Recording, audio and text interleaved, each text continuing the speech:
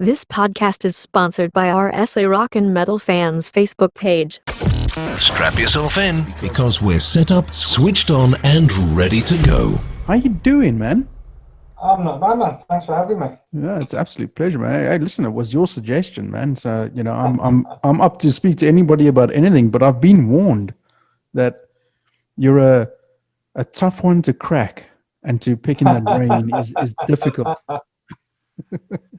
The guy's been telling stories about me again. They have, yeah. Go on then. Yeah. So tell me then, why not just unearthed music, but why like PR then? So originally, back in my younger days, I used to be in a band, and I did the whole band thing. I did the whole, gigs and all that sort of stuff. And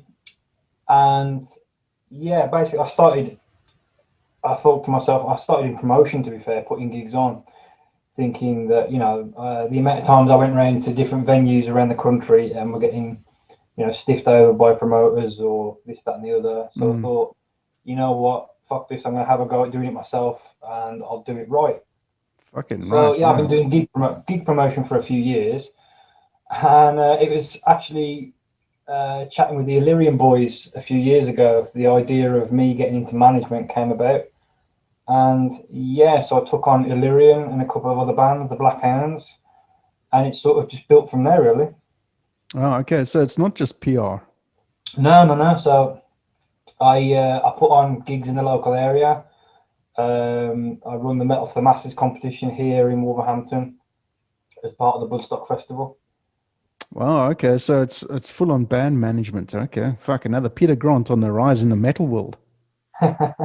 Judging from what's happened in this past week, man, fucking hell, you're on fire, dude. Yeah, I'm a busy boy. Jeez, ain't that the fucking truth? Jesus.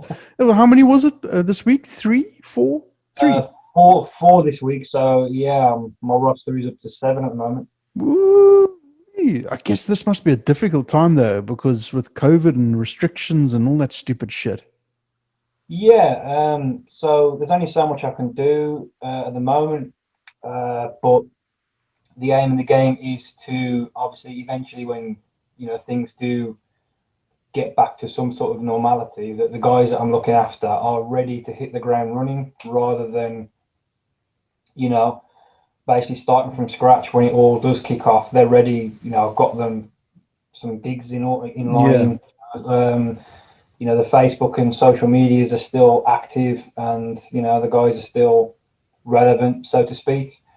And like I say, it's more about just being prepared for when this shit drops. We're ready. We're ready to go. When the shit drops, that's classic. That's a fucking long drop. That's all I can say. Jesus. Yeah, it's not half a long drop, to be fair. That's a full long drop.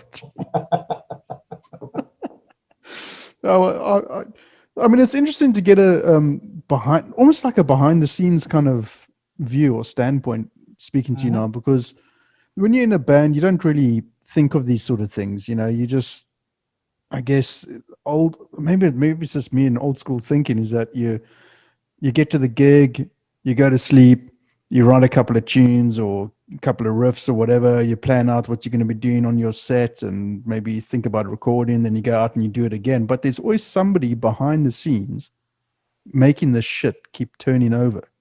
Yeah, I could, to be honest, if I could go back 20 years, knowing what I know now, then I'd probably still be in a band, and my band would probably end up going a lot further than we actually did. But the power of hindsight is a beautiful thing. But yeah, you appreciate, the more you learn, the more you appreciate sort of, it's not just... Hindsight is not a beautiful thing. Hindsight's a fucker. Hindsight just makes you realize what you fucking missed out on. Yeah, or what you could have done, I suppose. It's not a beautiful thing. It's like a mind fuck, man. Hindsight's a beautiful thing. Fuck no, it's not.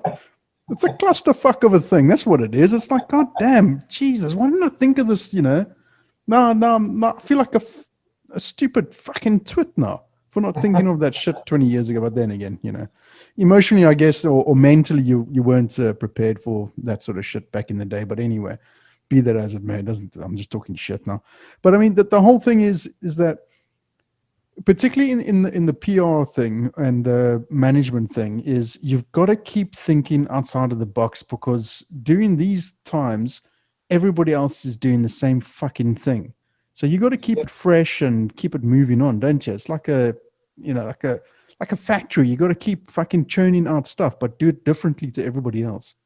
Yeah, it's really difficult. I mean, like you said, yeah, it's pretty much hit the nail on the head there. You've got to try and, as a not only as a management company, but as your band that you're looking after, they have to, make themselves known and noticed above all others. And yeah, to do that, it's very, very difficult when there are literally millions of bands out there. All they all want a piece of the pie. Yeah. But from a band management and PR point of view, that's even more prevalent now, because everybody else, every other PR company is doing the same thing. Facebook, Twitter, Insta, what else? Online shows and all that sort of thing. But I mean, without having gigs supporting that sort of thing, you really have to fucking forge your own path. Yeah, there's I've been part of a few crazy ideas over the years. I've heard some I've crazy. been warned. I've heard some crazy ideas over the years that what people have done to get their band noticed, and 9 times out of 10 it works. Yeah. Well, it's difficult though, anyway. But I mean, COVID is a real fucker, because it's really screwed everybody over. Yeah, it's not a very pleasant scenario, but these things are sent to test us. Fucking hell. You gotta shove things up your nose to test to see where if you're positive or not. Yeah, I've not actually fortunately, I've not had to have a test myself, but yeah, they're doing. I've seen the footage of people here, and it's there's things going up your nose, there's things going down your throat, and yeah, just self-isolate, stay at home, don't be an idiot. yeah. Yeah. The only thing that I take pleasure in putting down my throat is a bottle of Jack Daniels. Yeah, I finished my Jack Daniels last night, man. I'm just finishing mine now. I've got a non-alcoholic beer in front of me, and behind that I've got a gin and tonic. So I guess that'll have to do. Well, I'd throw the non-alcoholic beer away. Hey, listen, we can't even buy fucking alcohol, man. I'll take this non-alcoholic beer and make it my bitch. Fucking it's 0.03, so it's not strictly not non-alcoholic. Well, yes, to you, man. Cheers. Yep, cheers, brother. It tastes like beer, but it's not. It tastes like beer, but it's not. Yeah. You gotta. Yeah, I'm not gonna complain. Fuck it. What's the point?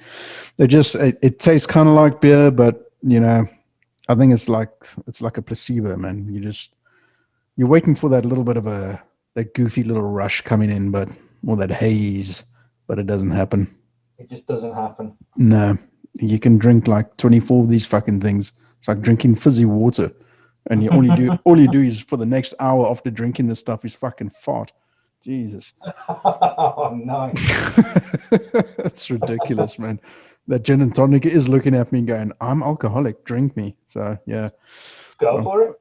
Yeah, I'm eyeing out this fucking blue Heineken thing. Yeah. But anyway, okay, where the fuck were we? Okay, so why metal, or grindcore, or melodic death metal, or satanic, whatever the hell Blood Church call themselves? So basically, when I was a kid, I was brought up on sort of rock and sort of a few metal bands, and as I got older, basically it was more of the heavier stuff that I got into. So it was like, okay, I would literally go out and try and find the heaviest band that I could find. And then once I found them, it's like, okay, who's the next? Okay. And then as I started, I mean, I play a few instruments, and it's more of the what I enjoy now. It's the craft, So these everyone thinks like things like death metal and things like that are just noise, but I mean these guys are like, they're unbelievable musicians, and it takes years and years of practice to hone their craft, and it's just like, yeah, it sounds good, but fucking hell, it's hard to play. Yeah. I think that's also one of the things that when I speak to people as well, and they say, "Oh, this, would you into heavy metal?" And I just say to them, "Well, give me an example of what you think heavy metal is." Oh, what's that band? Guns N' Roses. I was like, "Okay, see you later, sunshine." Yeah, walk away. Yeah, It's a perspective, man. It's an opinion. I think, like any other genre of music, everyone has got their opinions about certain bits. No, I mean, in my eyes, no one's right, no one's wrong. You like what you like, and if people don't like what you like, then Guns so N' be it. Roses is not heavy metal.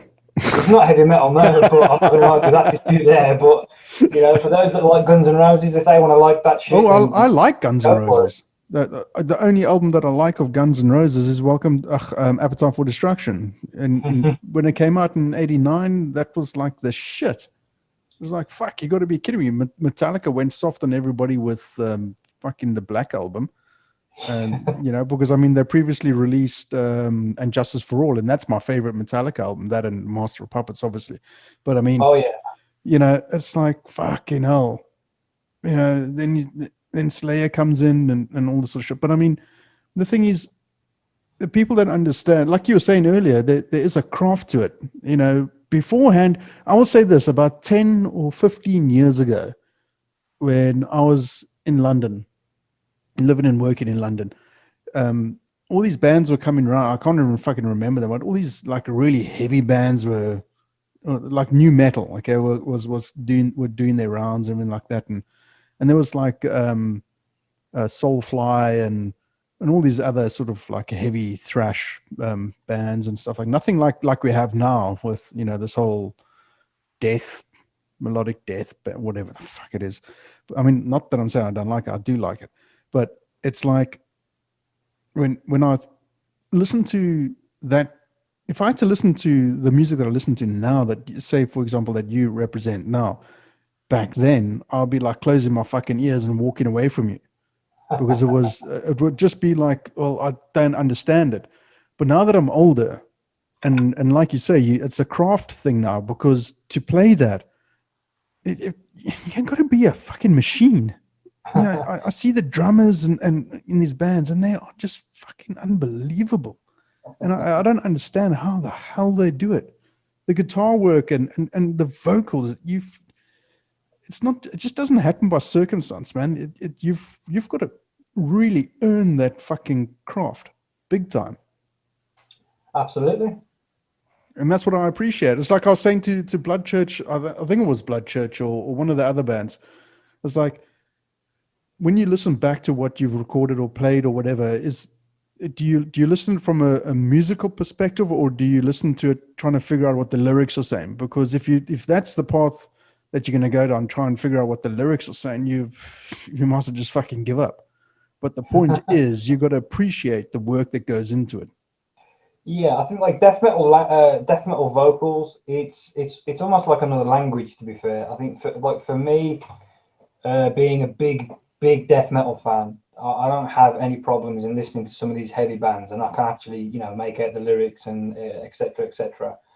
And obviously, if you play that to somebody who's never listened to it before, they just hear, they just hear the noise. But it's like I say, it's like another language, and it depends what you appreciate. Whether you like you say, if you're digging into the lyrics to find a message, or if you're just enjoying the riffs. I mean, this is the furthest thing from fucking radio friendly music.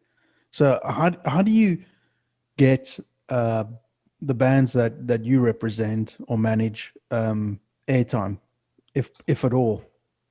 Well, with the massive help of some of the great sort of independent radio stations that are going online and around the world, they're absolute massive credit to them, because they support and will play what you know, others radio stations maybe won't touch because it's not, you know, as you say, it's not deemed radio friendly. So it's it's basically this whole thing is people helping people, and it's Yeah, an underground, you know, it's a lot of it is an underground scene, it's an underground movement, and you know, we're all there to help each other essentially.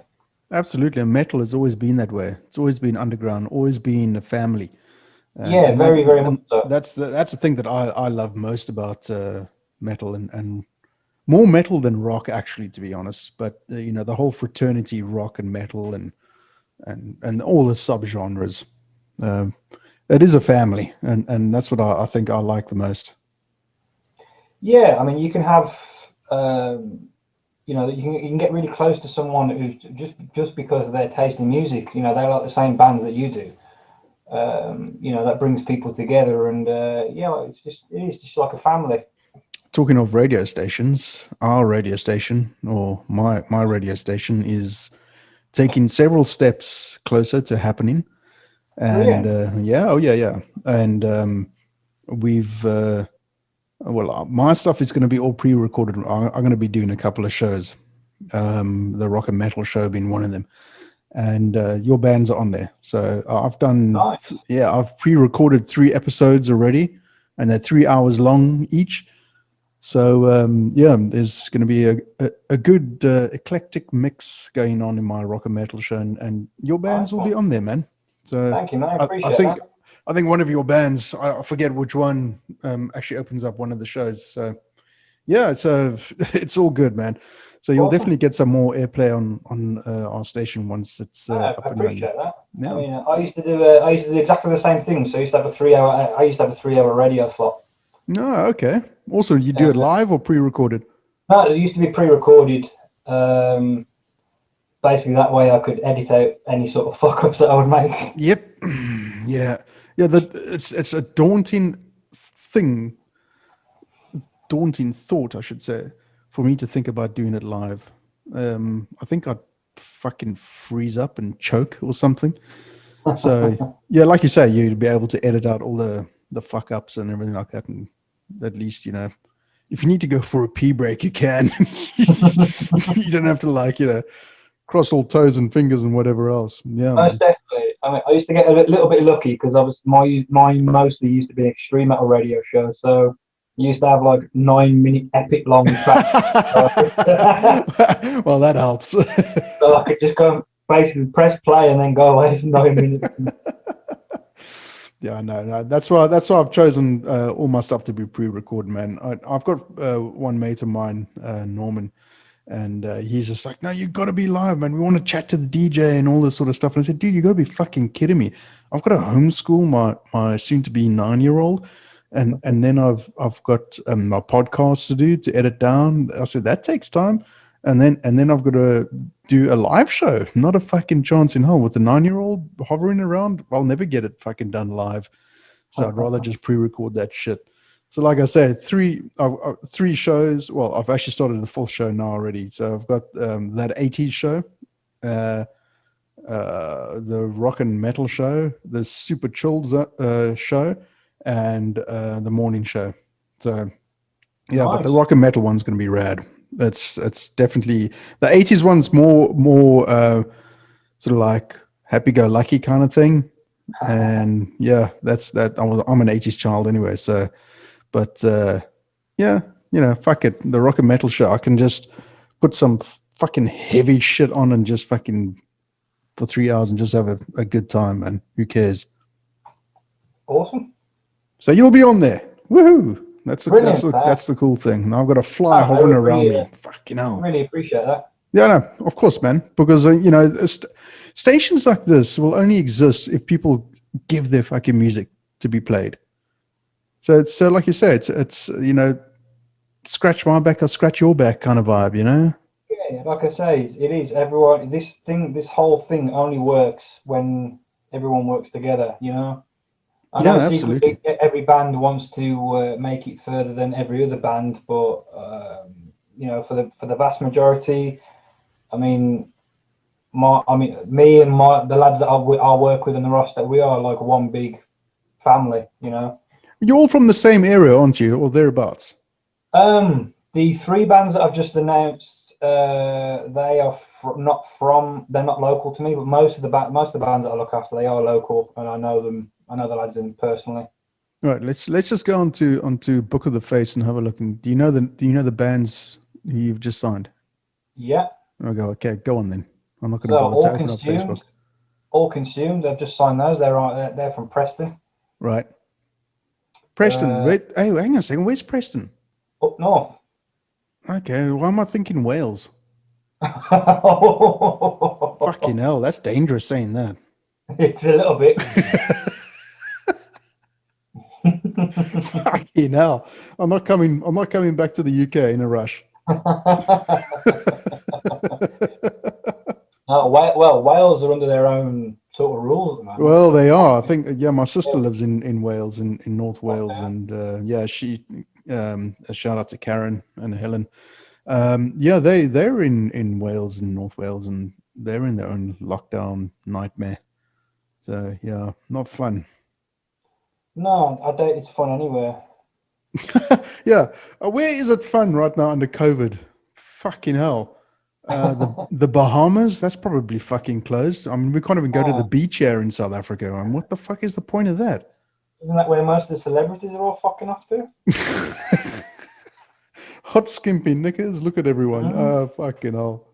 I'm just thinking of my most favorite comedy show that I love to watch, and that's Rick Mail and Aid Edmondson, Bottom. I fucking love watching that, man. Nice. Oh, good old fucking British humor, man. You can't beat the old stuff. You can't beat that. And I saw them live a couple of times as well, and they were fucking hilarious. Jesus, we digress. What the fuck were we talking about? Oh, the bands that you've signed. Yeah, go on then. So yeah, there's All Consumed from Preston, Volga from Stoke, and there's I was just sitting there just waiting. Come on, what's the third one? Tranquil, they're from Teesside. That's it. Okay, there you go. Right. Okay. And I look forward to having a chat with those guys sometime soon, man. Yeah, that'd be great to get those guys talking to you as well. Yeah, absolutely. And I get to hear the music and put it on my show as well. So that's a good thing. I've listened to all the podcasts that you've done with my guys, and I'll tell you what. I was like, what was the last one? Blood Church, right? That was what is today? Today's Friday. Yeah. It's a Blood Church was the last one, and I was like listening to the music, and I was like, fucking hell, this is really, really fucking heavy. I had to go cleanse my soul after listening to this 80s pop music or something. And then I get into the chat room with the guys, and they're fucking hilarious. and that's the thing. People get so, like, I think, caught up in the theatrical side of it, like Blood Church, oh, Satanists, or Satanist doom metal, or whatever the hell they call themselves. It's like, dude, it's fucking metal, and they are human beings. They're not from another planet or something, you know? No, they're not. Yeah, and they're good lads. They're bloody good fun. They are really good guys. Yeah, I met them through the Metal to the Masses competition, and I think likewise with a lot of the bands that I work with, the reason we get on so much is that they've probably told you this, but I don't take any shit, and you know, I don't take any shit and I don't give any shit. So yeah. It's just you know, with myself, you know exactly what you're getting. And yeah, I think that's why we get on so well, is because it's just literally there's no bullshit. It is just down to the.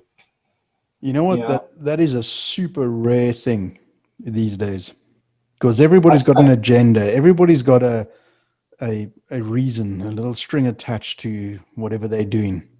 And I think you've got it right. I'm hoping that I'm getting it right, because with me, what you see is what you get as well. You know, like you. So. Yeah, there's absolute transparency. There's like, that's it. You know, I'm going to speak the way I speak to everybody. I'm not going to make any allowances for anybody. I'm not going to fucking be all fucking hoity-toity or whatever the fuck, you know? And there's no reason to be Yeah, fair. exactly. Like I say, it's just you just as long as for me, as long as someone is a straight shooter and they are the way they are, you know, they're not a bullshitter, there's no front, then it's all good for me. But that's a good thing also to have in your line of work as well. Yeah, I mean, so there's myself. I've got like a few sort of core. I don't know. I don't know what sort of core values in doing this sort of thing that Yeah. I hold to myself, and you know, and I think it should be. If you're going to get into this sort of game, it should be across the board. But for me, you have to like. I can't take a band on my roster and not like their music, because if you're essentially going to promote and push this band. If you don't like what you're pushing, what is the fucking point? Absolutely. That's what I So say, for a me, Peter Grant of the metal world, man. That's what you are. yeah, I mean, for me, like I say, I'm not offensive with it. I mean, if bands approach me to say they want to work with me and it's not for me, it's not my cup of tea, then, you know, then I will say, sorry, it's not for me. I'm not into that sort of thing. You know, you don't get the whole, you know, treated like a piece of shit type of thing. But that, and you know, you've got to like what you work with. You've got to like it, and as well, it's just be a absolute straight shooter, because if you're straight with the bands, they will be straight with you, and it will literally, for me, the door swings both ways. So it's a give and take relationship. Yeah. You give and you get back. Do you think there's still that schmarmy fucking record representative or label rep, you know, that Oh goes yeah, around in yeah, yeah, fucking suits and shit like that? definitely for sure. I mean, there are on all levels. I mean, even the lower levels, there are what I would call fucking snakes, which are just they're That's fucking snakes. beautifully described, They man. are, they're fucking That's snakes. perfect.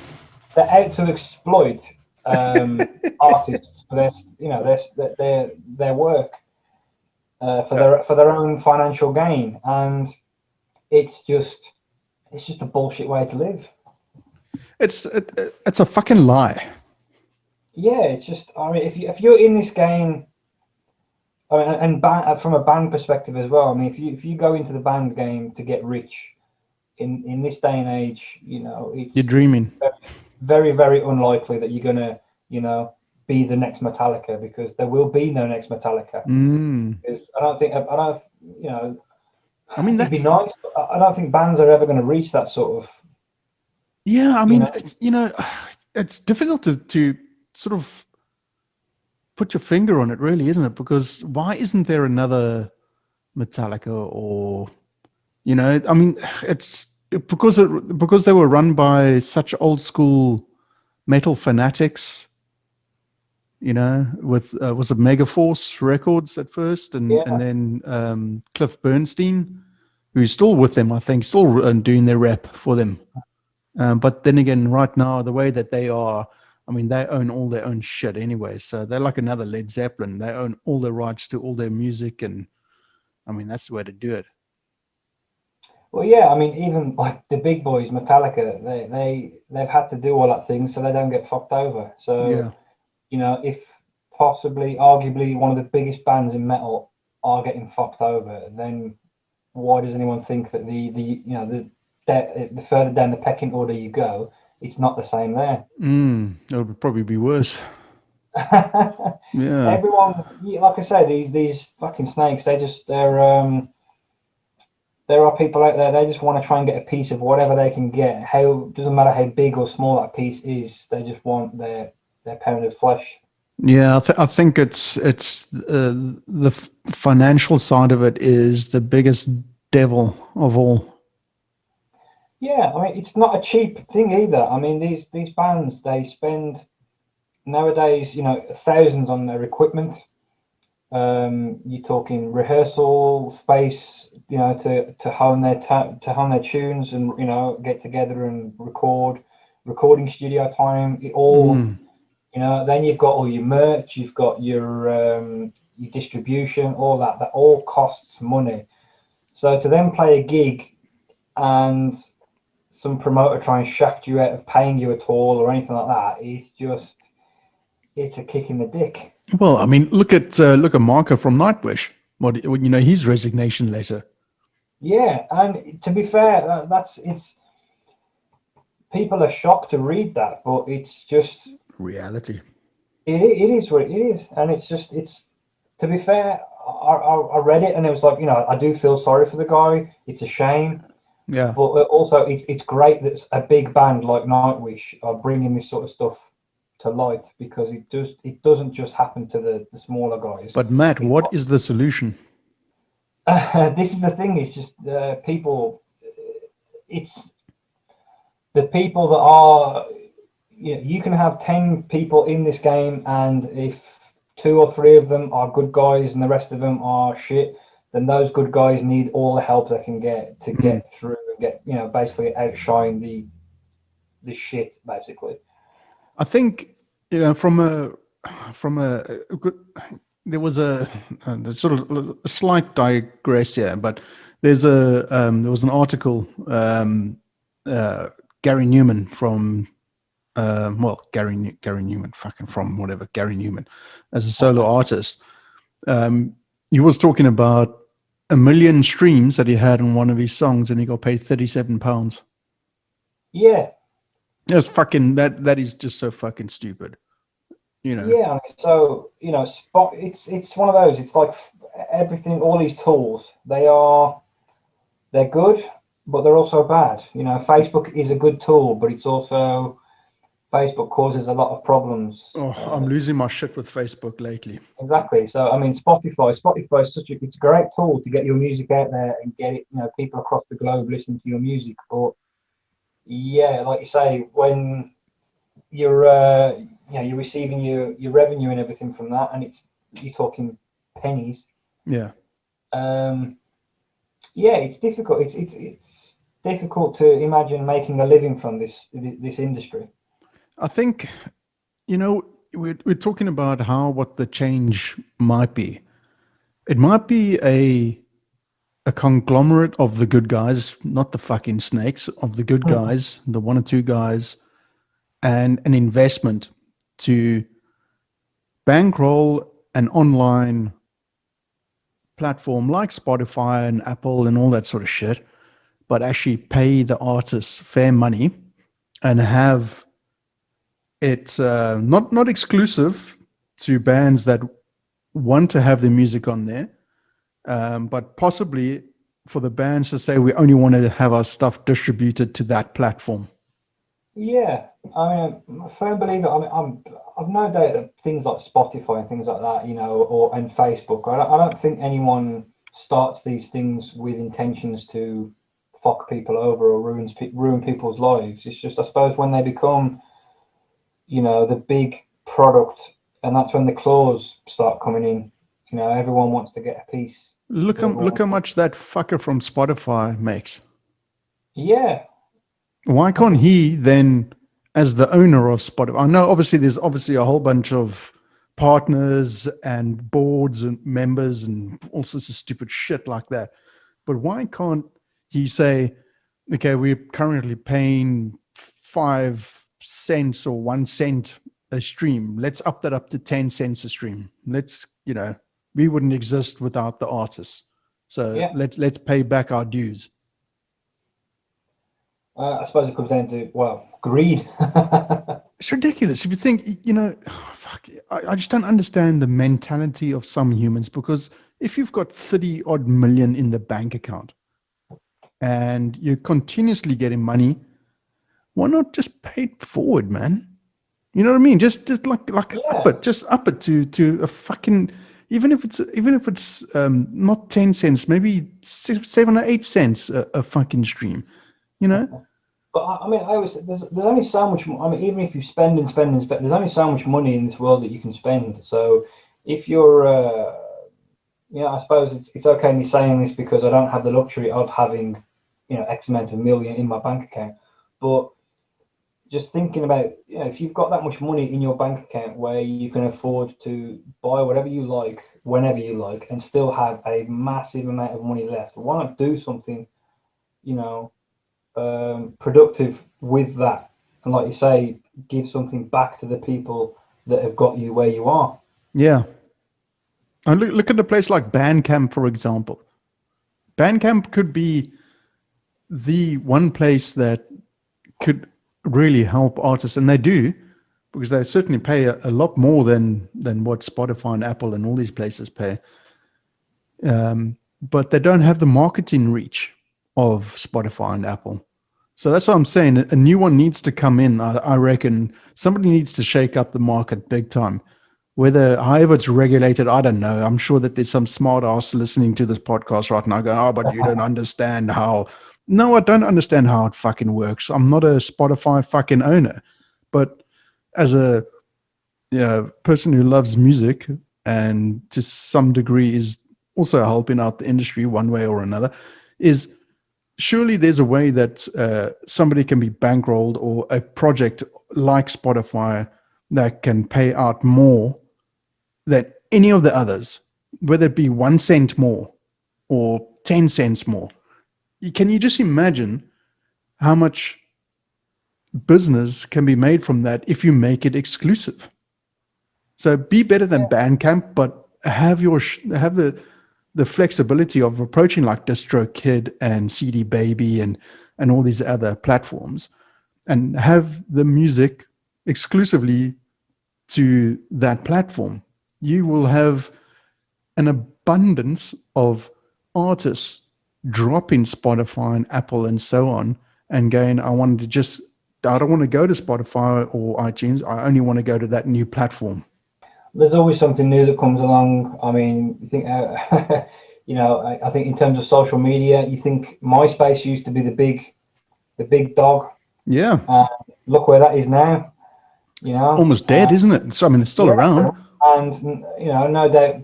I mean, there's always all these new things now. I mean, like TikTok. I have no idea what TikTok is. I have no idea what the fuck TikTok does. I have no fucking idea either, man. I keep seeing these fucking adverts for TikTok, etc., etc. So things like fucking Facebook and Instagram, they're going to be a thing of the past. Yeah, they are. That's the frightening thing. What the hell is next? There's always, and it's quite interesting, and this is the same in music as well.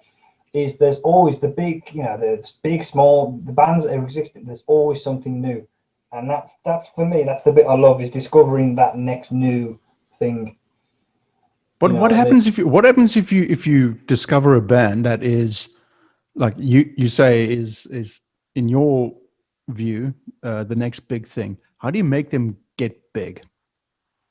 I just literally, you want to push them as much as you can to get them, get they're a product basically, and get that product in front of as many people as you possibly can.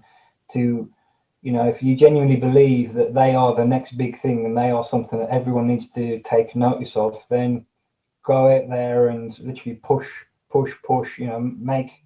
get people to see see what you believe. That you believe that they are, your band, your music is the next big thing. Then go out there, and I think that's another thing is the passion. You can always tell when a band is, they genuinely believe in themselves, because you see that passion. Mm. When there's no passion, then there's this band are just literally running, ticking over, so to speak. Yeah. And when the passion comes through, that's you got to get through the pain to get through to get to the pleasure. Yeah, geez, I don't know. I think you got to have a bullshit meter, don't you? You got to see through the shit and see, like you say, you got to see if a band is passionate enough, because some bands are just in it to think that they're going to be the next big thing and think that they are deserved, but they've got to work their fucking asses off. Oh yeah, there's definitely, like everything, there's definitely a sense of entitlement in these things. I mean, there are bands that record their stuff in a shed and they think they're the next Metallica.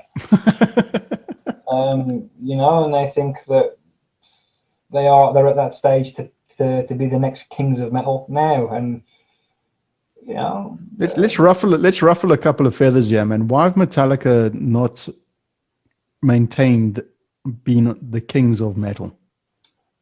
It's down to and this is a difficult one across the board. Yeah, big time. I think the Black Album is a massive divider for Metallica.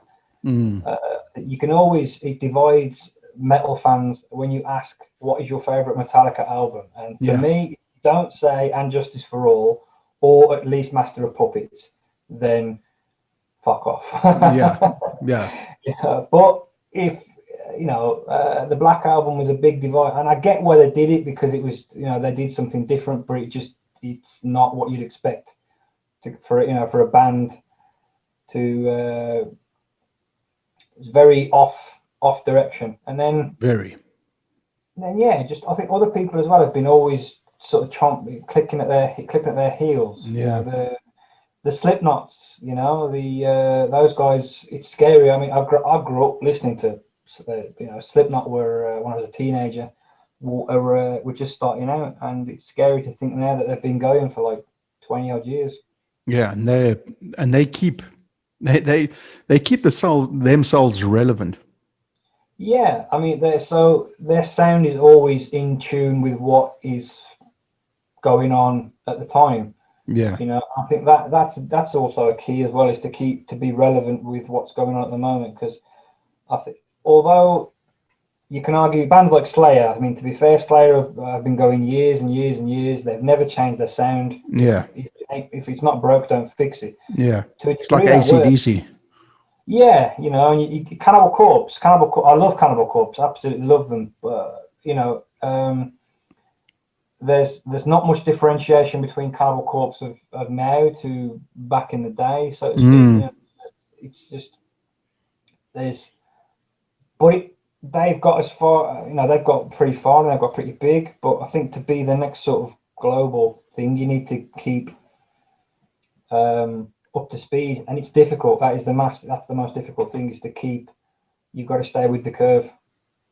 So what is next then for Unearthed Music coming up in the remainder of this year, other than signing 10 million fucking bands? I wouldn't go that far. I mean, we've got a good, obviously Liam, who set this up. We've got a good bunch of guys together, and we're all sort of, we're singing from the same sheet, which is great. And it's just we want to get our artists that we've got out there back on the road, and put this shit behind us. Yeah. And what's the situation in the UK? Is it still fucked up? Yeah, we're currently in a lockdown, if you can call it that, to be fair, because so many things are allowed to be open and whatnot. It's not as strict as the first one was, but yeah, there's still no gigs, there's no pubs, there's no restaurants, nothing like that. So it's really it's difficult. Are people allowed to go to church? I couldn't tell you because I don't go. No, I was just yanking your chain, man. Because that's not exactly social distancing, is it? No, but again, I mean, things like you can go to work, which I get. You have to go. You've got to go to work. You've got to keep the economy going. But there's in other areas where you can't, where you probably mix with less people than you would at work. You can't do that. So it's difficult. It's really difficult. Well, on this side of the planet, we can't buy booze, we can't buy cigarettes. That's fucking whatever. And you're not allowed to go on the beach, but you can go to the shopping mall with 10 million other people, and you can go to a funeral with 60, 70 people, and it's like, you've got to be the stupidest motherfucker on earth to not allow people to go on the beach, but you can go to a funeral or go to the shopping mall where there's a shit ton more people around you than there would be at a beach. Yeah. It's like, really, government, fuck me, honestly. It's just, I don't know, dude. Like I said, I lived in the UK, so it's like, I feel for you guys, man. With that fucking moron. It's politics. Anyway, politics and religion, two things I don't really discuss on this thing, but be it as it may. Alrighty, well, Two things to guarantee an argument.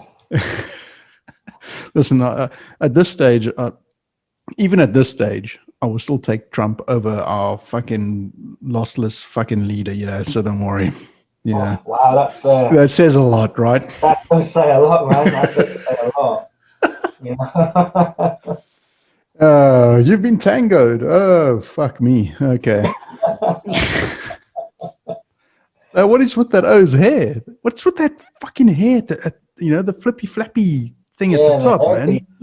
You know, and yeah, he's a character. He's a character, to say the least. And I think, you know, I'll be the first to admit he's an absolute douchebag, and I'm glad to see the back of him. But also, you did shake shit up. You did shake it up. He did. He did shake, and also a little bit of me is like the absolute outrageous shit he would come out with on his Twitter accounts and things like that. You know, you're almost going to miss that sort of thing. Like, you know, from a comedic level, yes, absolutely. Yeah, I mean, I feel for the people over there that had to suffer that fucker. But you know, a little bit of it, it's probably, you know, it sounds a bit dickish of me, but a little bit it's like, oh, fucking hell, I'm glad he's not. You know, you read this shit and you're like, oh, so glad he's not in charge over here. But then again, we've got our own fucking flippy flappy hair. Flippy flappy hair, yeah. For God's sakes, use a comb, man. Jesus. Honestly, really? Well, looks like you've been called for. Yeah. It is time. It's time, Daddy. It's time for you to go and do your thing with your kids, man. Yeah, that's the true master of this household is my 3-year-old son. Oh God, don't we know it? Yeah, no, we just like border there, man. We are just like homeless people with a room. Right, dude. Well, it's been awesome to chat to you, man. And we touched on some rather interesting subjects, and we definitely got the gist of Unearthed Music and the 10 million bands. And congratulations. And I look forward to having a chat to them, man. And I look forward to seeing how many more bands you're going to sign this year. Well, we'll see. We'll see where the rest of the year goes. Difficult to say with the current situation, obviously, but yeah, we'll see. Yeah, it is. It's just, you know, you want to be optimistic and try and be positive as possible. Yeah. But yeah, it's just we'll get there. We'll get there. Exactly. Have a cup of tea. Think about it. Everything will be all right. The British way. No, just have a bottle of Jack Daniels. Yeah, have a bottle of Jack. At least you can get booze, you lucky fucker, you. Jeez. Alrighty, man. It's good to chat to you, and keep safe. And we'll do this again, maybe at the next 10 bands that you sign, let's say. That'll probably be next week. At the rate I'm going. Alrighty, dude. Keep well. I appreciate your time. Thank you very much. Absolute pleasure, Matt. Keep well. Keep safe. Cheers, man.